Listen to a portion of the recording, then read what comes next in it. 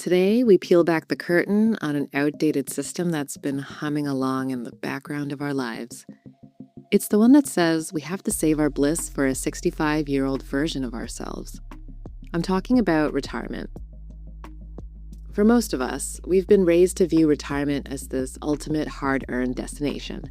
We keep our heads down, work tirelessly, and do it all for a promise of a pension.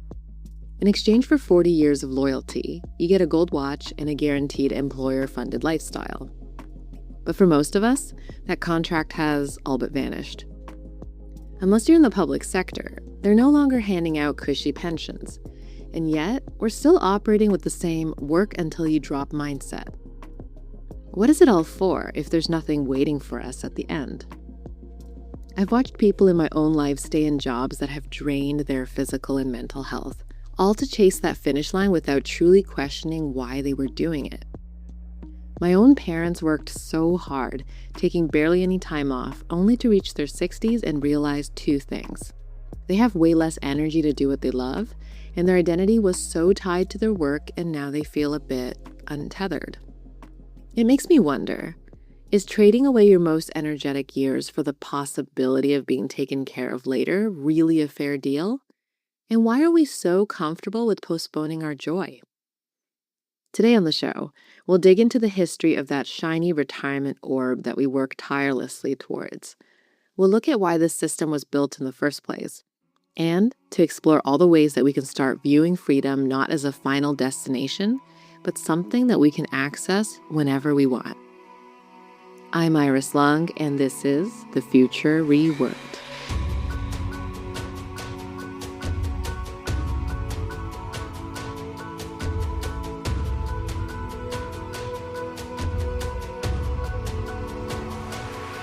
To understand the future of work, we have to look at the why of the past.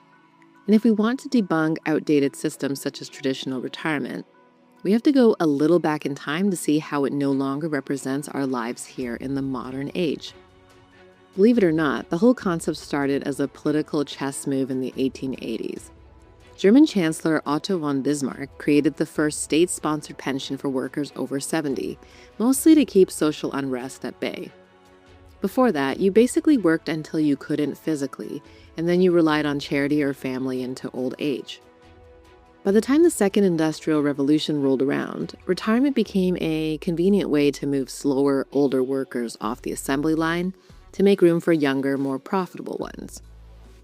Back then, life expectancy was much lower than it is today, so the pension was really only meant to cover a very short final chapter. But here's the catch. We're now living significantly longer. That pension system was designed to be a kind of last resort for the very old and infirm, not like the 2-decade golden years vacation as retirement is viewed today.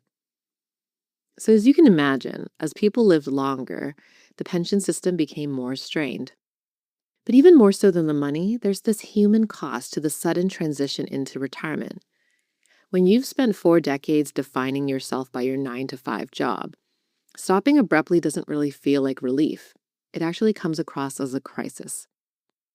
And that's why it's so common for a lot of retirees to experience depression when they hang up their hats for good. So imagine spending your whole youth preparing for a career that you then spend the rest of your life doing, only to have it vanish overnight, leaving you to just relax for the rest of your life. As nice as the beach sounds, it doesn't always offer a sense of purpose that a job does. And that's because to humans, to work is to gain more than just a paycheck. It's actually the fuel for our sense of purpose. And yet, many of us spend decades climbing up a career ladder without ever discovering our true vocation. That sweet spot where our passions and natural gifts meet a genuine need in this world. From childhood to retirement, we're funneled into a system that teaches us things like how to get a good job or how to fit in with others according to societal values. We start school when we're just a few years old, and we stay in that system until our mid-20s. And then we get plopped promptly in the workforce until we presumably retire at 65.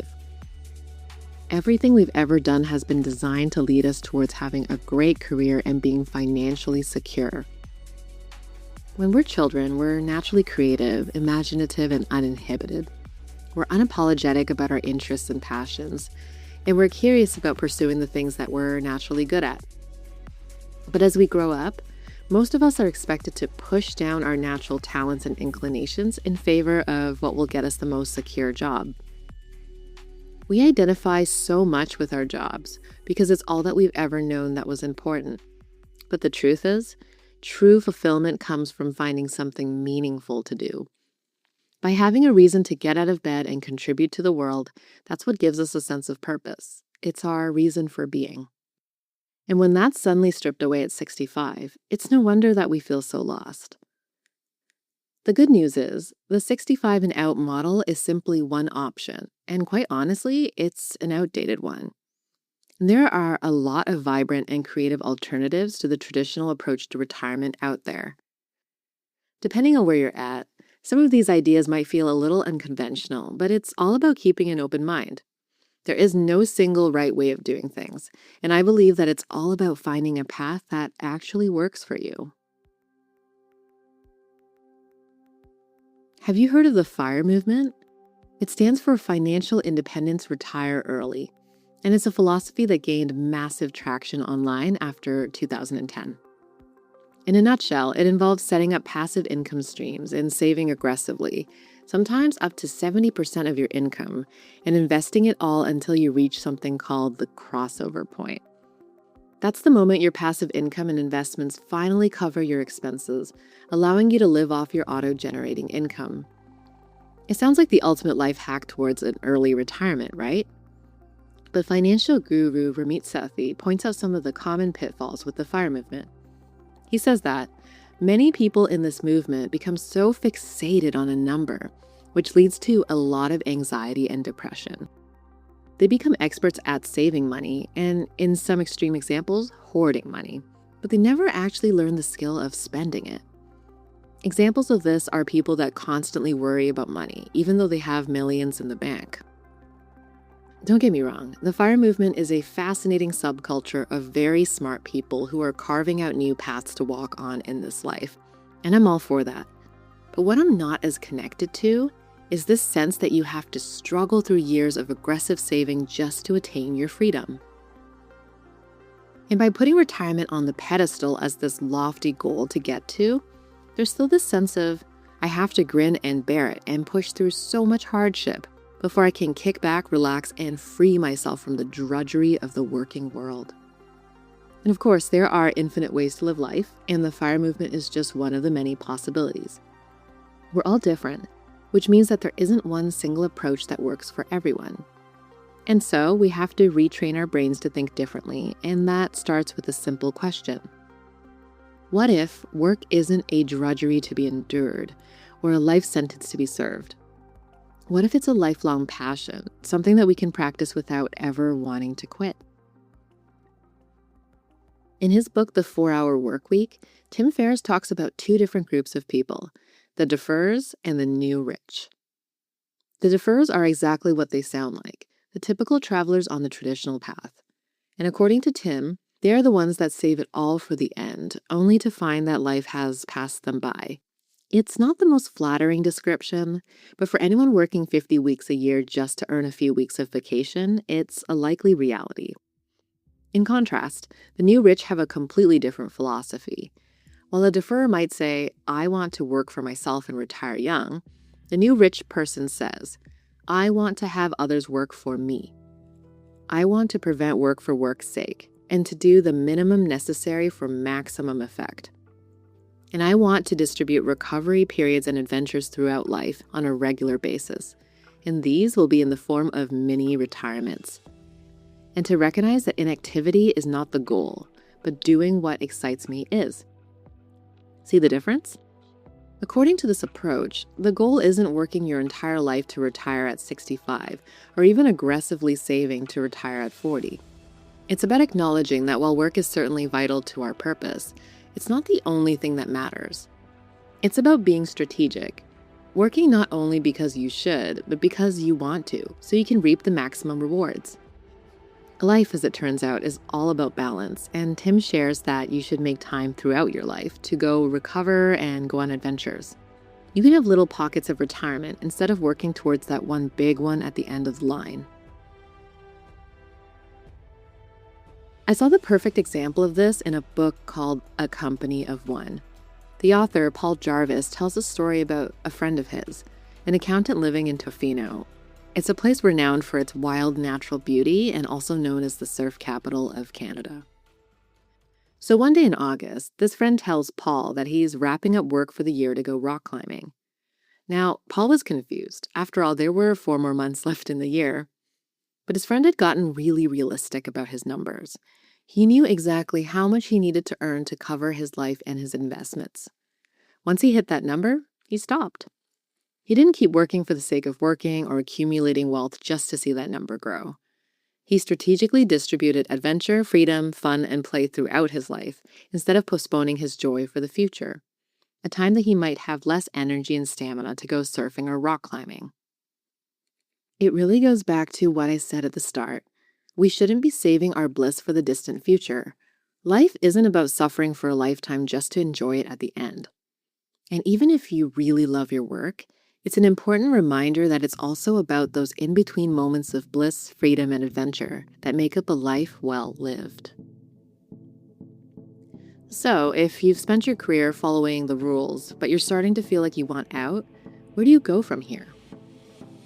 The breakthrough starts the moment you let go of the belief that the old system is the only viable approach to a good life. We've been conditioned to ask for permission to make our own life decisions, from our parents, our teachers, our employers, the media, the government, the list goes on. But real personal power comes from recognizing that you don't need permission to reclaim your time. It's about taking back the trust that you've placed in the outdated system and investing it back in yourself. And I'm going to be honest here, it's a lot easier to stay on the conveyor belt of life because that path is already well trodden and paved. It's this one-size-fits-all approach, and it's perhaps more comfortable to squeeze yourself into a mold that doesn't quite fit, instead of doing the work to see what you're truly capable of. And stepping off the well-trodden path requires you to get crystal clear on your own values and what you truly want out of life. You and you yourself have to define what enough money looks like for you, and you have to set your own goals, rather than allowing your employer or a set retirement age to define it for you. It requires all the courage in the world to prioritize your own well-being over working just for the sake of it. And it takes a really brave person to allow themselves to believe in the possibility that a dream life is actually within reach. It's going to take everything you've got to break out of the mold and try something else on for size. But the payoff is so worth it. When you stop saving up your bliss and postponing your joy, you gain the freedom to build a career that supports the life you actually want to live, instead of living a life where your career runs the show. So here's my question to you. What if you stop treating your happiness like a reward that can only be accessed in somewhere in the distant future, and instead started thinking of it as something that you can have today? If you decided to allow yourself to be happy and free today, what's one thing that you would change about the way you work? This is your clean slate. It's your chance to explore and experiment with a relentless childlike curiosity, to see life for what it truly is, something to be savored and enjoyed. I'm Iris Lung, and thank you for listening.